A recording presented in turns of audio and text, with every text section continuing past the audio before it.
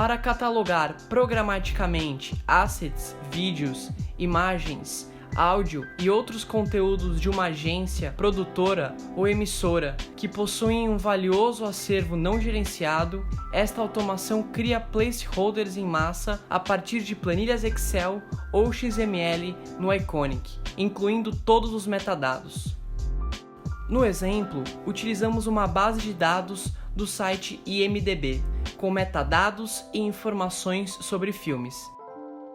Basta adicionar o arquivo no volume integrado do Rocket e acionar a migração, que os placeholders serão gerados no Iconic.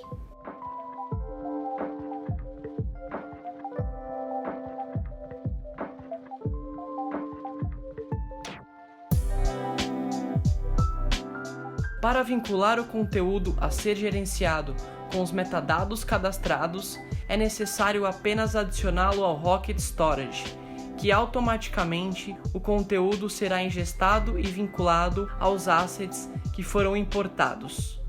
Assim, qualquer migração de seu sistema para o Iconic ou inserção de metadados em massa é feita de maneira simples e rápida.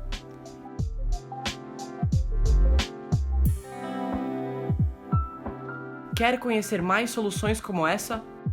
Entre em contato com a DriveSys. Viabilizar o talento e a criatividade.